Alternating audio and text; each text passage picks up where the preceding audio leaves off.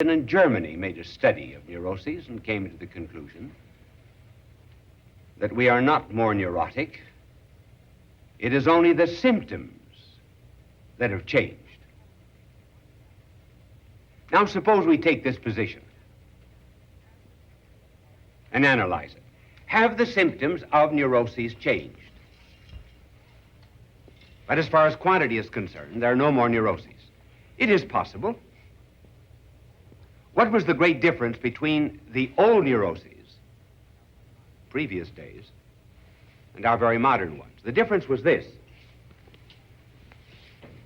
that in all the years I've been on television, for example, I've never found a neurotic angel. They're always normal. And my present angel, named after an Old Testament character, Eli, is just about as normal as blueberry pie. Well, here's the difference between the old neuroses and the new, indicating a change of symptoms. The old neuroses were of the moral order. That is to say, people became neurotic because they became disordered in their relationship either to God, to their neighbor, or to themselves. That, for example, was the problem with the prodigal son. See, he broke this threefold bond. He left the father's house. He became alienated from neighbor because he cleaved to a citizen of the foreign country and became a feeder of swine. And then finally, he was alienated from himself because when he finally did return, it was because he entered into himself. So in these days, men became neurotic because of a sense of guilt. They broke a bond with love. And that's the right understanding of guilt, normal guilt. Hurting someone that you love. That's the meaning of a crucifix. There's the picture of someone I love. Now, these were the old symptoms. What are the new symptoms? The new symptoms are either fiscal or physical. That is to say, people today become neurotic not because they break a relationship with divine love and with neighbor and with themselves. They become neurotic either on account of money or on account of health. Think of how many people today have neuroses simply because they've lost money, they're afraid of losing it, or they're not able to keep up with the Joneses.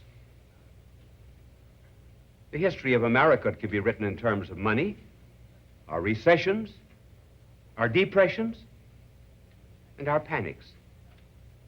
Recession is where you tighten your belt. A depression is where you have no belt. And a panic is where you have no pants.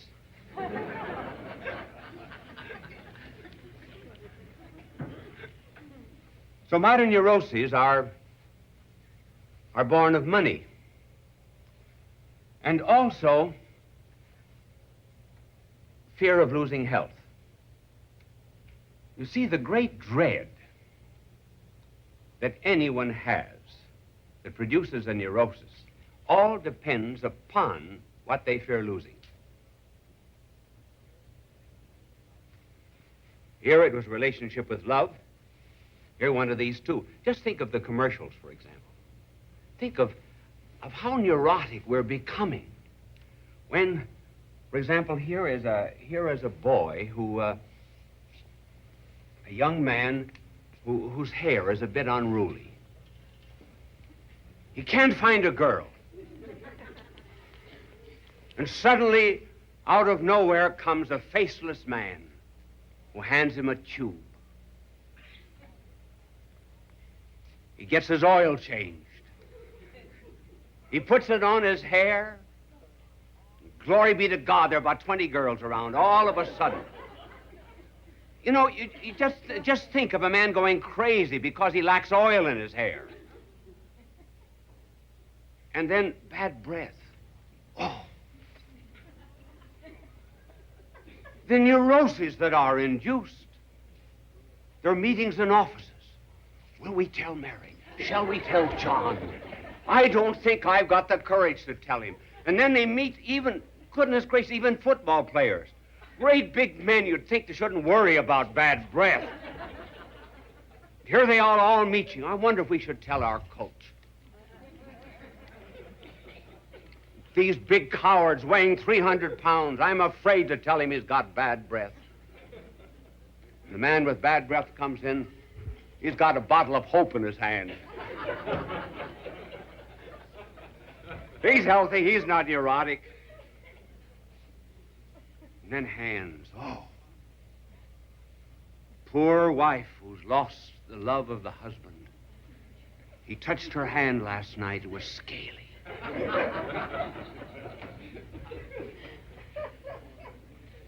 She calls in the neighbors.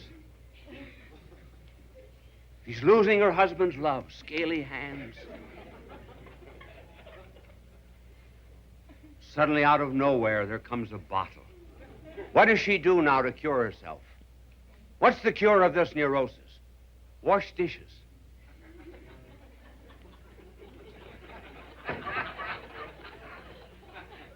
She puts a few drops of this magic fluid in the dishes, and lo and behold, her husband and the wife are reunited.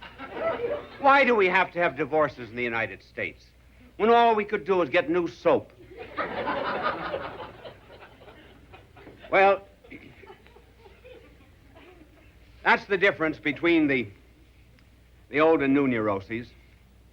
And so this is the answer to one question. Namely, are we more neurotic? Many say, no, we are not, only the symptoms have changed. Now, that could very well be. But let's take the other position. Then you can decide for yourselves when we've given both arguments.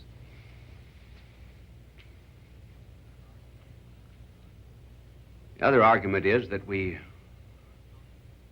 are much more neurotic on account of an entirely different philosophy of life.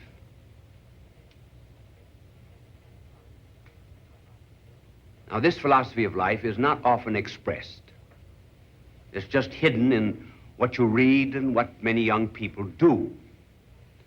But I'm going to write out the two propositions of this philosophy of life. The first proposition is every experience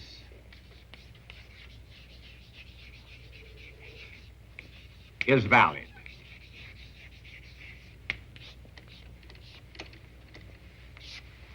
That's the first proposition. Namely, anything that gives pleasure is right. You're never concerned about what anyone outside of that experience thinks. Society, moral order, parents. No. Experience of pleasure is judged of and by itself. Hence, get all the kicks you can out of life. It's the kick that matters. Nothing else. Breaking school windows, all right, you get a kick out of it.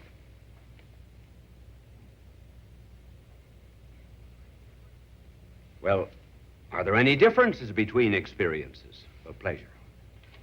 Yes, there are, and that brings us to the second principle. And the second principle is the more intense the pleasure or the experience,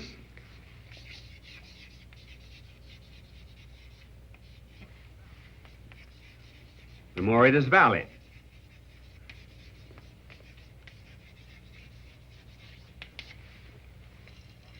For example, drugs, speeding. One is not going anywhere, but the faster you drive, the greater is your pleasure. And hence one looks for a new and deeper kind of experience, whatever it may happen to be. Now, are these principles valid? They're not. They're producing a tremendous amount of neurotics. Did you know, for example, that 25% of the clinical cases in psychiatric hospitals in the United States are cases of adolescents? Adolescents who have started with this philosophy. Now, let us judge it. What does it mean when we say that every experience is valid of and by itself? It means that there is not to be an object to judge the experience. Now, normally we have, in making any judgment, we have what? We have a subject, we have an object, and we have the relationship between the two, which is the judgment. For example, suppose I say that this blackboard here is 3.5 feet tall. I, the subject, make a judgment, and I have an experience of height. But how do I judge it? I judge it by an object. All of our experiences as rational beings are to be determined by objects. For example, now, I have a clock up there on top of the camera. The clock says I have 10 minutes yet to talk. Well, I can't simply say, well, I've got 15 minutes to talk and pay no attention to the clock. My experience of talking to you is judged by that object. Space is measured by it. This is one of the reasons this dropping of the object is, incidentally, the essence of decadence.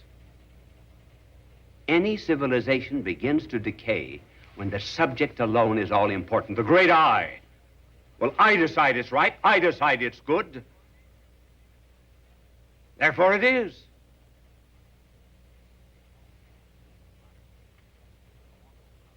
Modern painting is often without an object. You can't tell whether it's a drunken man going up stairs or stairs going up a drunken man. Now, for example, just 3 weeks ago in the White House, they discovered a painting hanging upside down. Imagine in the White House. How did they know it was upside down? By the signature. But listen, that needn't be the telltale, because maybe the artist subjectively said, listen, I feel better painting this on my head. Look at the twisted ironworks that we have on Park Avenue.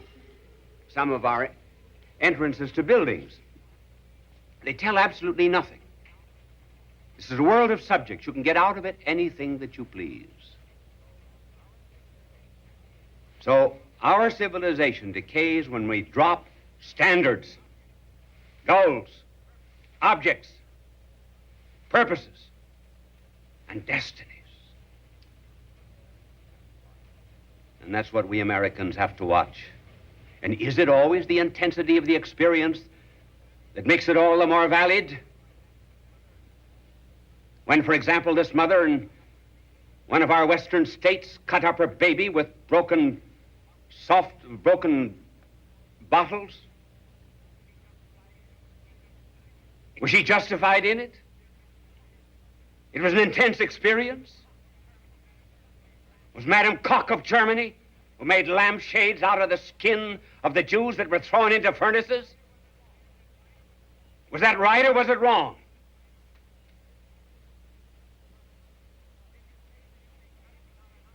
And if you say that you may judge without an object or without a standard, then how will you ever condemn Hitler?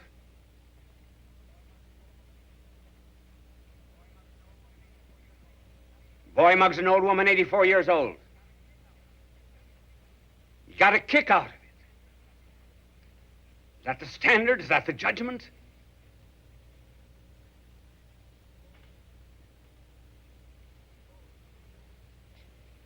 Suppose a waitress brings in a couple of eggs to these people who hold that experience alone is valid. One of the eggs is good, the other is bad. Why does he say that egg is bad? If he says the egg is bad, he's judging by the standard outside of himself, by the object. Why did he order eggs in the first place? And the waitress might say to him, if he was judging everything subjectively, well, if it tastes bad to you, hand it over to him because he's got a good taste.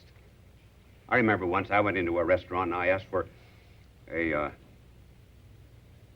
some toast, a cup of coffee, an egg, and a few kind words. And the waiter brought me back toast, coffee, the egg, and the check. I said, haven't you got a few kind words? She said, don't eat the egg.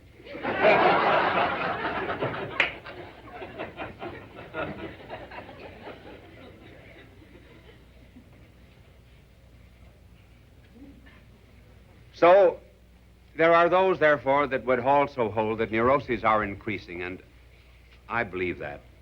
And I believe it on account of this false philosophy which is taking over our nation. That every experience of every individual is right, without any relation to a goal or a purpose. If you want a real good philosophy along these lines, read Viktor, V-I-K-T-O-R, Viktor Frankl. F-R-A-N-K-L, a Jewish psychiatrist of the University of Vienna,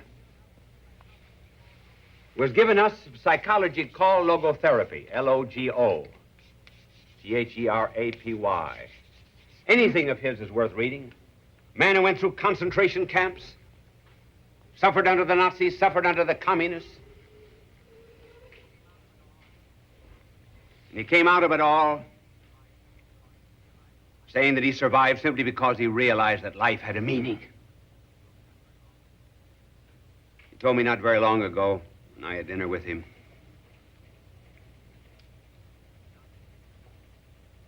that when the Nazis began their persecution,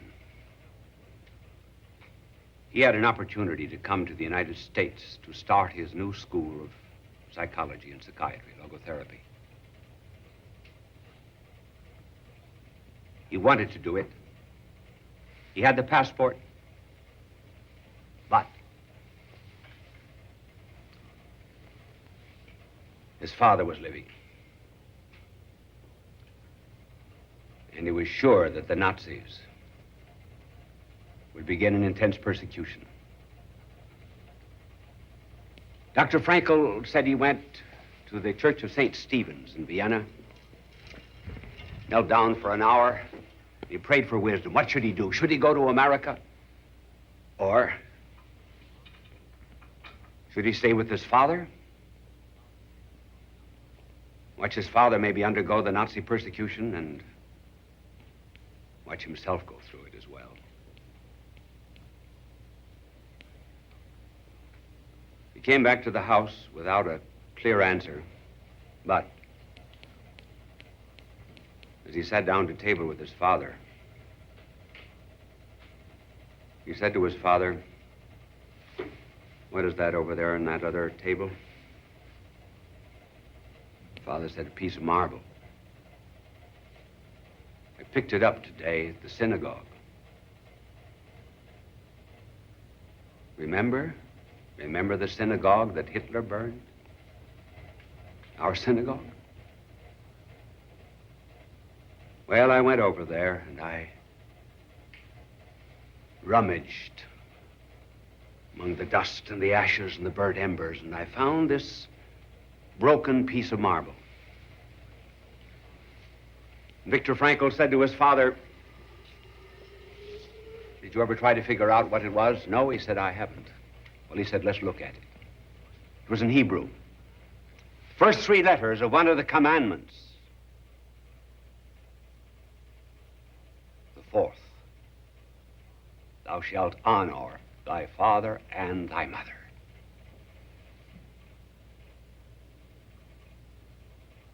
That was the answer Viktor Frankl wanted. And that night he had a dream. In that dream he saw tens of thousands of his fellow Jews going into laboratories and into furnaces to be burned, and he willed to stay.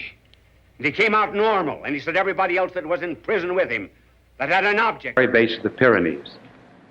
You've heard about it. It was in a movie, The Song of Bernadette. The city of Lourdes. In that particular city in the year 1858, which was very important because 6 months in either direction of that year, our modern world to some extent was born. Darwin wrote his Origin of Species. Mill wrote his Essay on Liberty. Karl Marx, the founder of communism, wrote the introduction to the Critique of Political Economy. And then another world broke onto this. And there appeared to a little girl by the name of Bernadette, the Blessed Virgin at Lourdes. Well, obviously, there has to be some verification. Because if there is none, well, then what's to prevent any psychotic or dreamer coming along and saying God or an angel appeared to me? So they investigated Bernadette. She was found to be very humble. That's one of the conditions. I know one investigation that stopped very quickly when this person claimed that God had appeared to her, and the investigating committee said, "Are you the saint?" And she said, "Yes, I'm the saint." That ended it. And then in addition to that, there had to be other tests made that were scientifically verifiable, such as miracles. And there is established at Lourdes the International Medical Association, which is made up of some of the very best doctors of the world. I'm not going to give you any of the verification tonight, just simply state that in 1902, Dr. Alexis Carrel went there, and he said he went there as a skeptic.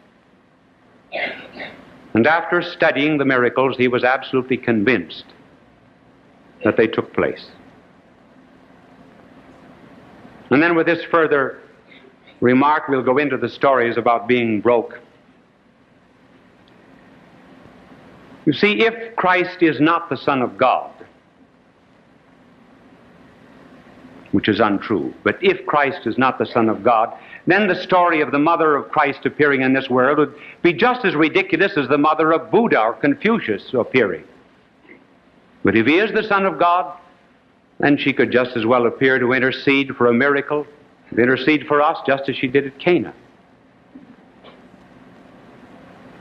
And those who accept the background of Lourdes, well, they have 2 mothers, like I have 2 mothers. I have a mother in the flesh, and then I have her as a spiritual mother, because our blessed Lord gave her to us all on the cross when he said, "Behold thy mother."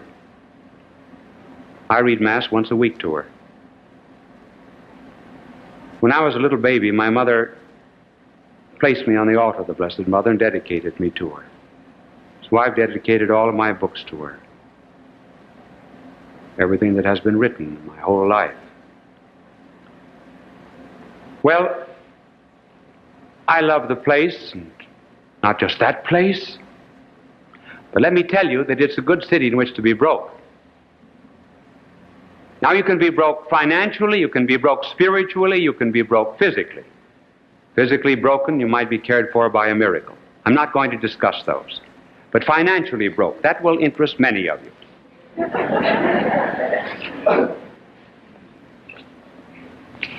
I have already told you that I was in school until I was 29.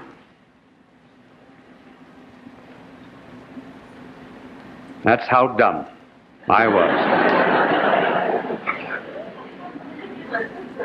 And I was doing university work at the University of Louvain in Belgium, and I wished to celebrate the 5th anniversary of my ordination as a priest, and I thought the best way to celebrate it was to go to Lourdes,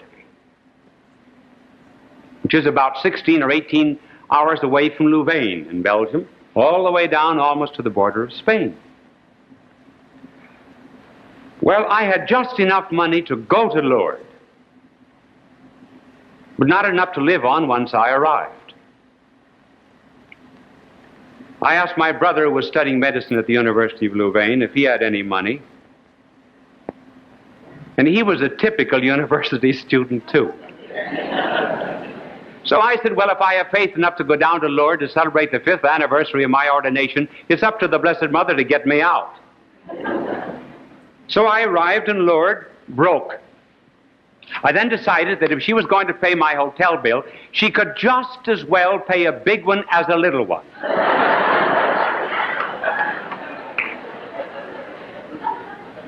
When you're asking for miracles, never be a piker.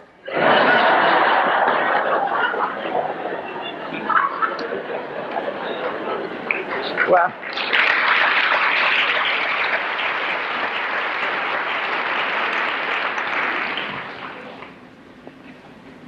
no drinks sold so far in Wilkes Barre. We've just received a telegram.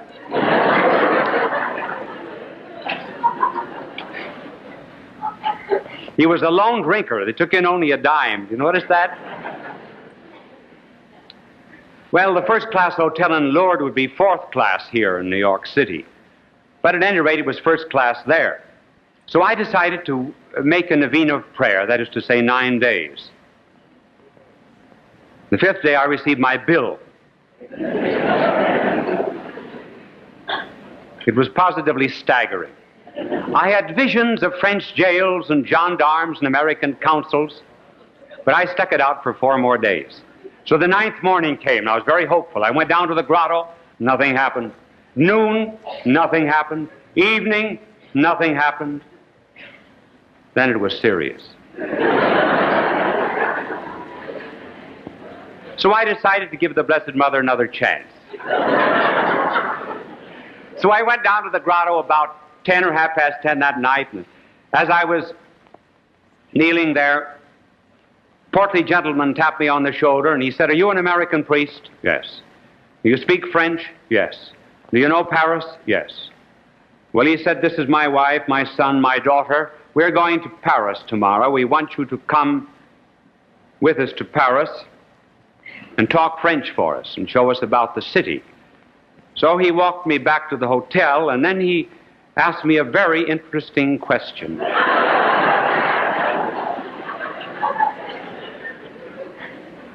He said, "Have you paid your hotel bill later?"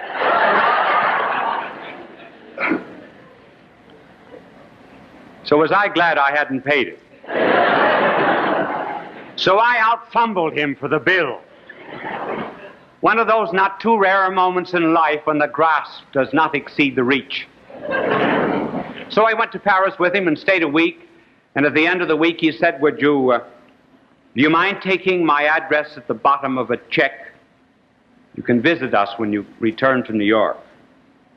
And I said, "Well, no, not particularly." So I arrived back in Louvain with much more than I started with. And that family and I went back to Lourdes 3 times together to thank Our Lady for introducing us one to another. Now, the moral is not to go to the Waldorf and run up a bill. But it works in Lourdes, and so I found it was a very good city in which to be broke. And not only to be broke physically, I mean financially, but also to be broke financially, and spiritually, rather. And this happened on another occasion. I've been to Lourdes 26 times. In this particular time, I wanted a spiritual favor. Would not have profited me in the least. And when I left, it was not forthcoming. So I was making my Thanksgiving after Mass. It was my last day. And I was talking to the Blessed Mother, and this is what I was saying to her. I said, "Now listen, I have come over 3,000 miles here to visit you, and I asked for a spiritual favor. Didn't mean anything to me, and you refused to grant it. Now you can keep it. I don't want it. I said, if you ask me for something, I do give you anything you wanted. Why don't you give something to me? I'm mad at you. Now I said, it's all right for me to be mad at you, but I don't want you to be mad at me. So I'm going to give you a chance to prove that you're not mad at me. So I said, I'm going down to the grotto, take a drink of the water, and then I'm going to leave the grounds. And before I leave the grounds, I want you to send me a little girl, age 12, dressed in white, who will hand me a white rose. And I shall take that as a sign that you're at least not mad at me. I knew she had 1,000 reasons to be mad at me, but I didn't want her to be. So I was about 75 feet from the gate. I didn't see anybody there. And I said, well, you better hurry. You haven't much time.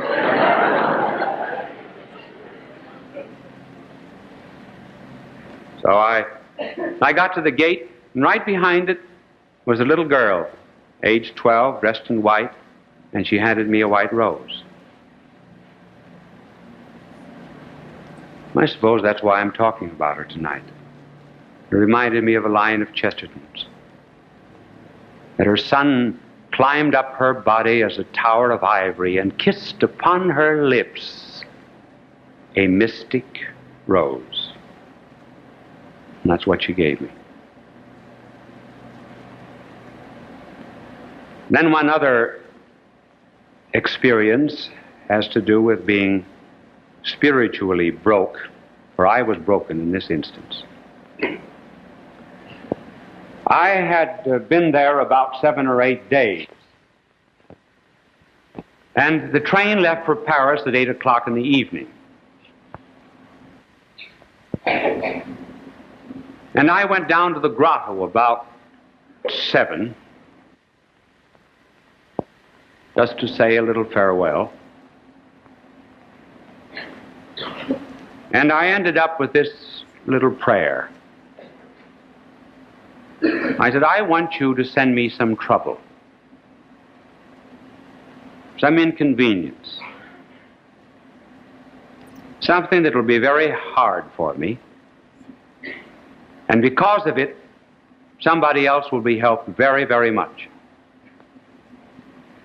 Now let me tell you, that's one prayer that's always answered. That never fails. Because sometimes, you know, when we're young, our mothers give us bitter medicine, and they say it's, well, for your own good. Sometimes the bitter medicine, too, can be for other people's good. And she gives bitter medicine from time to time. I can remember over a period of a couple of years that I seemed to get every hard cross always on her feast day. Never it was. But so after making that prayer, I hurried back to the best hotel in Lourdes. I always stay there since. And I ran up, as is my wont. I ran up the stairs 2 flights at a time. First flight, I got the impression somebody was following me. Second flight, somebody following me. Third flight, ran down the corridor, somebody was after me. Turned around, there was a young woman there from Holland. I said, are you following me? She said, yes. I said, why? She said, I don't know. She said, I saw you in procession this afternoon, and I just decided that I wanted to talk to you. I said, anything I can do for you? She said, no, I'm an atheist. I said, oh, no, you're not an atheist. You wouldn't be here if you were an atheist. I said, you probably lost the faith, and she said, yes. I said, you're my trouble. So I canceled my trip back to Paris. And I stayed on for 3 days until finally she was at peace with herself and the good Lord. And up to this time, I had no difficulty. And I started back to Paris. 50 miles, and it was 8 or 9 hours to Paris. 50 miles, the conductor put me off. He said, your ticket is no good. It's 3 days old. Waited for another train, bought another ticket. Got on a train, no water to drink, no food. It took me 2 days to get 2 days and 2 nights to get to Paris, during which time I had neither food nor drink. I had plenty of trouble. But it helped somewhat. And then this very interesting story. At the close of the last century, there was married in Paris a good, ordinarily good girl by the name of Elizabeth Arrighi to a French doctor who was in the government service, Felix Le Sœur. And he promised to respect the faith of his wife, but he spent almost as much time propagating atheism and anti-clericalism as he did practicing medicine. As a matter of fact, he was editor of one of the anti-clerical newspapers of Paris. And he forgot the promise that he made to his wife and tried to break down her faith. And he was succeeding fairly well. But he worked a little bit too fast. When he put a certain book of an arch scoffer into her hands, she reacted. She decided to study her faith. Now, she was a learned woman. She could speak, besides her native language of French, she could speak English, German, Italian, Spanish, Russian, Latin, and knew some Greek. She also knew some Greek. And she built a library on her side of the house, conspicuous with the great classical thinkers like Aquinas and Bonaventure. And then in 1905, she was taken ill. And she tossed on a bed of constant pain from 1905 until 1914, May 3rd. And as she was dying, she said to her husband, "Felix,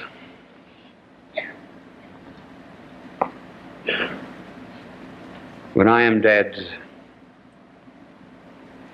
you will become a Dominican priest."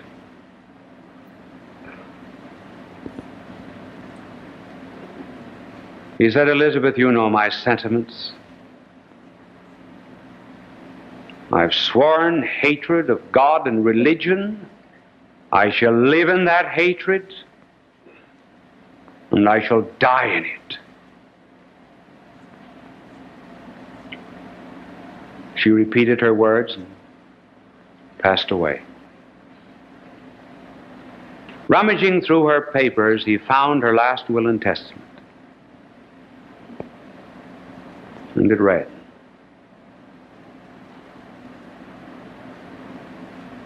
"I will to you the most precious thing that any wife can will a husband.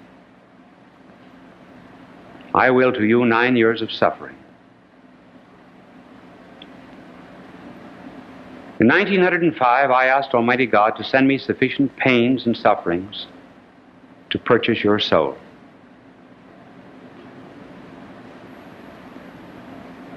Prayer alone was not enough. And on the day that I die, you will have been bought and paid for. Greater love than this no woman hath, that she should lay down her life for her husband."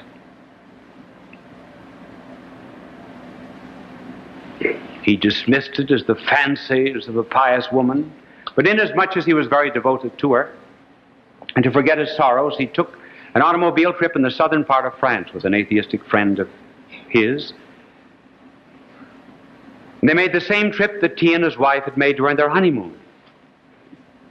Just for sentimental reasons, he stopped in front of a little church into which he had gone to visit during the honeymoon. And he almost seemed to hear his wife speaking to him, saying, "Go to Lourdes." But he had been to Lourdes, he had written about it, he had proven that Lourdes was a fraud and a superstition. So he dismissed the thought. And then in August 1914 came the World War. Dr. Le Sœur was charged by the French government to take important documents to Bordeaux.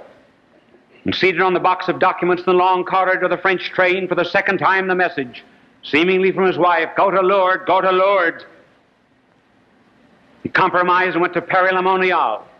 Third time the message, and he went to Lourdes. Rank unbeliever. Standing before the statue of Our Lady, suddenly he received the gift of faith. So total and complete was it that he had not to go through any process of juxtaposition and say, well, now that I believe, how will I answer this difficulty, or how will I answer that difficulty? He saw all of error in its stupidity, naked stupidity. Well, the conversion of Dr. Lasserre was about as exciting as the news of the bombardment of Rheims. He went to Rome in company with Father Janvier, the orator of Notre Dame, an audience with Benedict XV. Dr. Lasserre said to His Holiness, I intend to become a Dominican priest. Holy Father said, I forbid you. You must remain in the world and repair the harm which you have done. Benedict XV then spoke a few words to Father Janvier, and then turning to Dr. Lasserre said, I revoke my decision. I know of no better director of consciences than Father Janvier.